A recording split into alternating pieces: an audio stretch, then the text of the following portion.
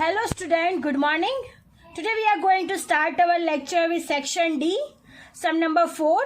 यहाँ से हमारे सारे बिगेस्ट सम स्टार्ट हो रहे हैं जो कि सेक्शन ई में 4 मार्क्स के आस्क किए जाते हैं. सो let us start. A normal distribution has mean 50 and variance 9. Find the probability that the value of normal variable x lies between 50 and 53 and the value of normal variable x lies between 47 and 53. So student, this is our question.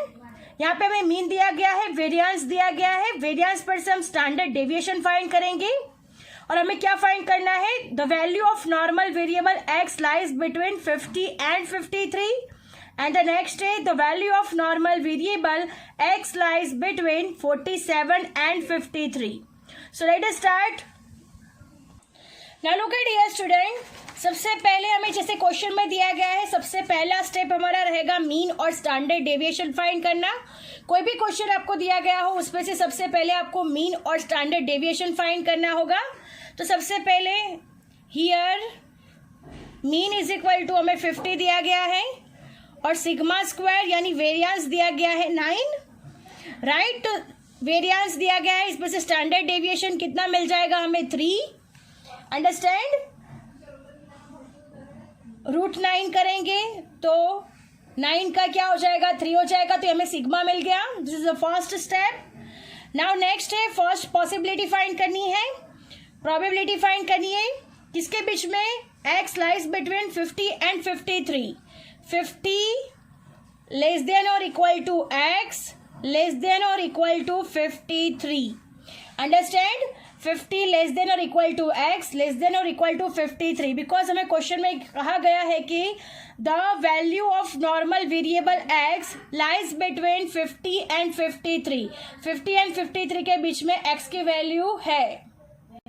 So student, ये हमने possibility बना ली. Probability 50 less than और equal to x less than और equal to 53.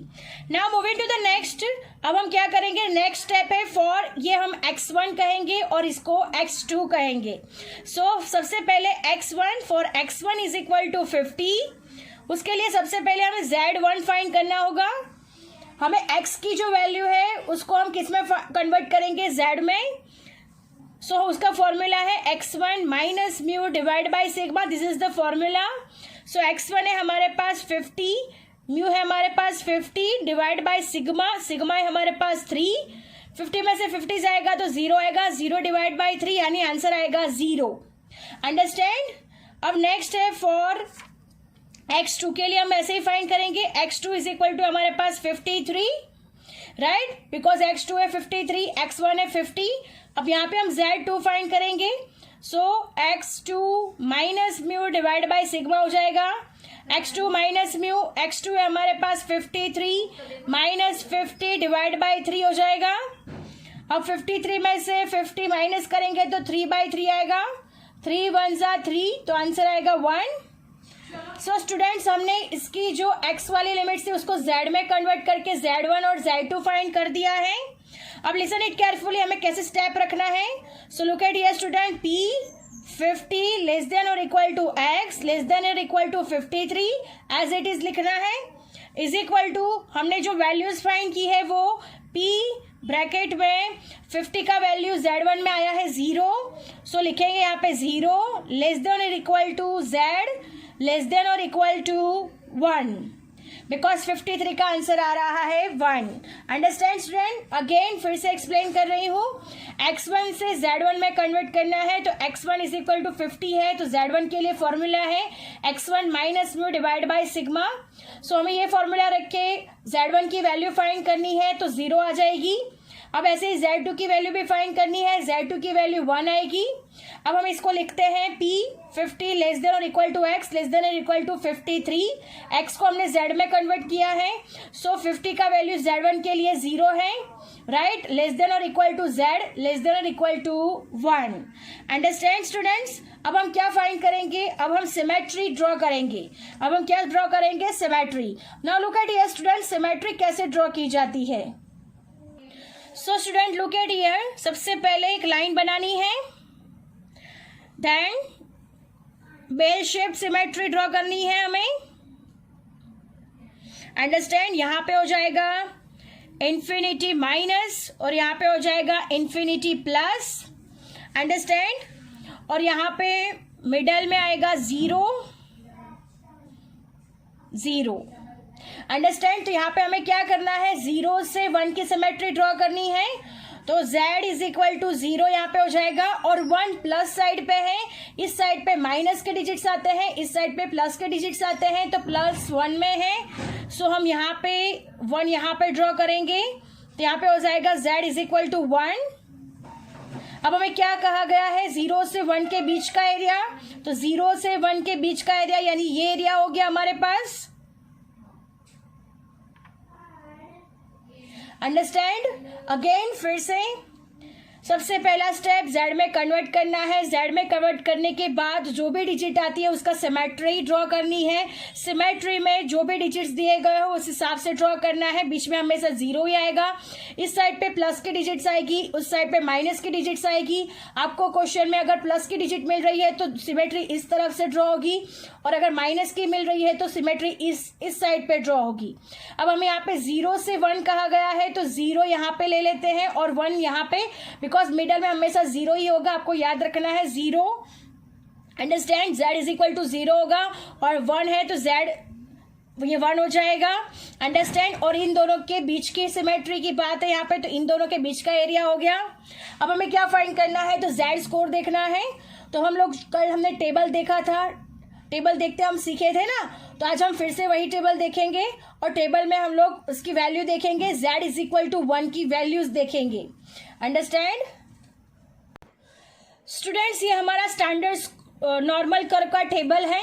अब हमने z is equal to, मैंने बताया था z की वैल्यू ये है। अब z में हमारे पास 1 है डिजिट, तो हम लोग यहाँ पे 1 की डिजिट देखेंगे। अगर 1 है तो 1.0 में आपको देखना है, बिकॉज 1.0 होता है, तो z में 1.0 में हम देखेंगे, 1.0 का 0 में देखेंगे 0.3413। अंडरस्टैंड, तो हमारा फर्स्ट क्वेश्चन का आंसर क्या हो जाएगा, 0.3413। So this is our answer. So student, हमने 1 का 0 में, बिकॉज यहाँ पे 1 है तो हम लोगों को कैसे देखना है, तो 1.0 का 0 में ही देखना है। अंडरस्टैंड, तो 1.0 का 0 में देखा तो आंसर कितना आया, 0.3413। तो हम लोग यहाँ पे आंसर लिखेंगे 0.3413। So this is our answer. Understand, तो यहाँ पे हमारा सम ओवर हो जाता है, बस इतना ही फाइंड करना है। अंडरस्टैंड, टेबल में खास ध्यान रख के देखना है। टेबल में हमें जो भी डिजिट्स यहाँ पे आती हो, z की जो डिजिट हो वही z में ही देखनी है। ये हमारा एरिया है 0.3413। Now moving to the next, जो नेक्स्ट हमें कंडीशन दी गई है वो नेक्स्ट कंडीशन, दूसरी कंडीशन हम लोग फाइंड करेंगे। सो स्टूडेंट, सेकंड कंडीशन हमें दी गई है p, the value of normal variable x lies between 47 and 53। तो 47 लेस देन और equal to x less than और इक्वल टू 53 हो जाएगा, राइट। अब हमें क्या करना है, हमारा स्टेप ये x1 हो गया, ये x2 हो गया। अब हम for x1 is equal to 47 के लिए सबसे पहले फाइंड करेंगे z1 का फॉर्मूला हमारे पास सेम फॉर्मूला यूज करना है, x1 minus mu divide by sigma. So 47 minus 50 divide by sigma हो जाएगा, तो -3 डिवाइड बाय 3 हो जाएगा, तो आएगा -1। अंडरस्टैंड, सबसे पहला आंसर आता है -1। अब हम 4x2 के लिए भी सेम उस तरह से ही फाइंड करेंगे, x2 is equal to 53, z2 is equal to x2 minus mu divide by sigma, same formula. 53 minus 50 divide by sigma हो जाएगा, सिग्मा इज इक्वल टू 3 है, यहाँ पे भी सिग्मा इज इक्वल टू 3 है। अब 3 डिवाइड बाय 3 हो जाएगा, 3 कैंसिल हो जाएगा, तो आंसर आएगा 1। चलो, सबसे पहला स्टेप था जो हमने कर लिया है, x को z में कन्वर्ट करना था, वो हमने कर लिया है। अब नेक्स्ट स्टेप होगा, हम लोग लिखेंगे p 47 लेस देन और equal to x less than और equal to 53 is equal to p 47 के लिए -1 मिल रहा है, तो यहाँ पे लिखेंगे -1 लेस देन और equal to z less than और इक्वल टू 1 आएगा। अंडरस्टैंड, ये दोनों की डिजिट्स हमने लिख दी है सेम एज इट इज। अब हमें क्या करना है, नेक्स्ट स्टेप है हमारा सिमेट्री ड्रॉ करनी है। सो हम सिमेट्री ड्रॉ करेंगे। So look at here student, -1 से 1 तक की सिमेट्री ड्रॉ करनी है। सो स्टूडेंट सबसे पहले मैंने बताया था कि लाइन ड्रॉ करनी होगी, then after bell shaped, understand. फिर यहाँ से मिडल में एक लाइन, यहाँ पे z इज इक्वल टू 0 हो जाएगा, इन्फिनिटी माइनस, इन्फिनिटी प्लस। अब हमने क्या है, -1 है तो मैंने बताया कि इस साइड पे माइनस डिजिट होती है, इस साइड पे प्लस डिजिट होती है। तो -1 है तो यहाँ पे हम करेंगे -1, राइट, और +1 है तो हम यहाँ पे कर देंगे +1। तो ये क्या हो गया हमारा, Z1 का हो गया -1 और ये Z2 का हो गया 1। अंडरस्टैंड। जैसा हमें क्वेश्चन में कहा गया है, जैसा हमने आंसर फाइंड किया है, सेम उसी तरह से हमें क्या करनी है, सिमेट्री ड्रॉ करनी है। अब हमें क्या कहा गया है कि -1 से 1 के मिडल लाइज बिटवीन, राइट, तो हम लोग इन दोनों के बीच का एरिया को कवर करेंगे। अंडरस्टैंड। तो इन दोनों के बीच का एरिया कवर हो गया। अब हमें क्या फाइंड करना है, ये एरिया फाइंड करना है। सो स्टूडेंट्स अब हम एरिया फाइंड करेंगे, तो यहाँ पे लिखेंगे P 47 लेस देन और equal to X less than और equal to 53 is equal to P -1 less than और equal to Z less than और इक्वल टू 1। अंडरस्टैंड। अब हमें क्या करना है, 2 टाइम्स 1 है, 2 टाइम्स 1 है, राइट। सो हम लोग 2 टाइम्स 1 है तो 2 टाइम्स ले लेंगे 2, P 0 less than Z less than 1। Understand. कैसे किया, तो यहाँ पे 2 टाइम्स 1 है तो 2P 0 less than Z less than 1। 0 से 1 का दोनों तरफ का एरिया फाइंड करना है, 0 से 1 का इस साइड का एरिया भी फाइंड करना है और 0 से इस साइड का भी एरिया फाइंड करना है। सो 2P ब्रैकेट में 0 less than Z less than 1 हो जाएगा। अब हमें क्या करना है, 2 इंटू 1 का 0 में, जैसे हमने आगे देखा था वैसे ही हम लोग टेबल में देखेंगे 1 का 0 में।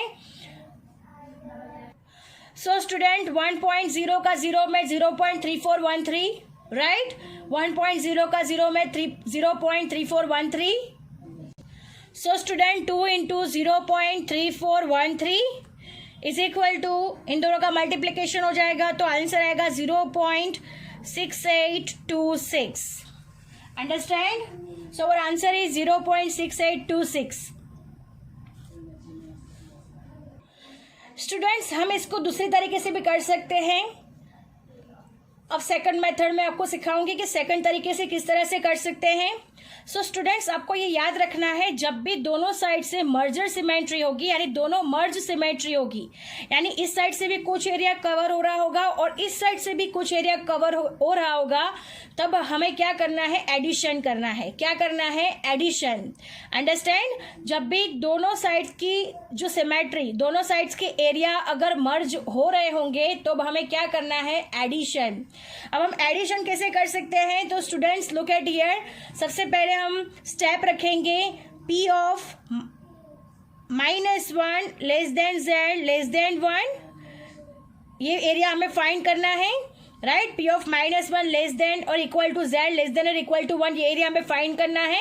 तो सबसे पहले -1 से 0 तक का एरिया, इसके 2 पार्ट्स कर देने हैं, -1 से 0 तक का एरिया और 0 से 1 तक का एरिया, 2 पार्ट्स अलग अलग कर देने हैं। तो सबसे पहला पार्ट्स क्या होगा, -1 से 0।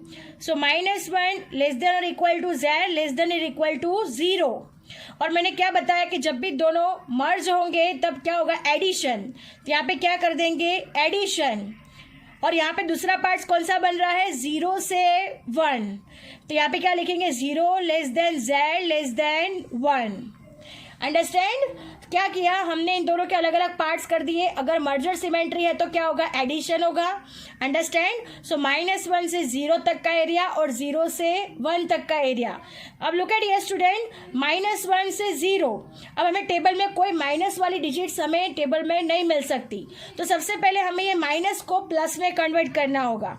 तो कैसे करेंगे, so look at here student, 0 less than और equal to Z less than और equal to 1। Plus 0 less than और equal to z less than और इक्वल टू 1। सो स्टूडेंट्स, हमने क्या करना है, प्लस में कन्वर्ट करना है। तो कैसे करोगे, 0 लेस देन और equal to z less than और इक्वल टू 1, ये पूरा स्टेप को हम ऐसे लिख देंगे। प्लस 0, ये तो वैसा का वैसा ही रहेगा, 0 लेस देन और equal to z less than और इक्वल टू 1। अब हमें क्या करना है, 1 का 0 में देखना है टेबल में, तो हमें 0.3413 मिल रहा है बराबर। और यहाँ पे भी 1 का 0 में ही देखेंगे बिकॉज दोनों के डिजिट सेम है, तो यहाँ पे भी क्या हो जाएगा, 0.3413 हो जाएगा। अब इन दोनों का एडिशन करेंगे तो हमारा आंसर आएगा 0.6826। अंडरस्टैंड। आपको दोनों में से जो भी मेथड सही लगे, जो भी इजी लगे, वो मेथड आप लोग कर सकते हो। बिकॉज हम लोग जब आगे सम स्टार्ट करेंगे, आगे के सारे सम्स काउंट करेंगे, तब हम यही मेथड का यूज करने वाले हैं। अंडरस्टैंड। जब भी मर्जर सिमेट्री होगी, जब भी दोनों की कंबाइंड सिमेट्री होगी, तब हमें क्या करना है, एडिशन ही करना है, ये आपको याद रखना है। अंडरस्टैंड। सो हमारा आंसर आएगा 0.6826। So student, our sum is over here. I hope you understand it very well. Thank you students.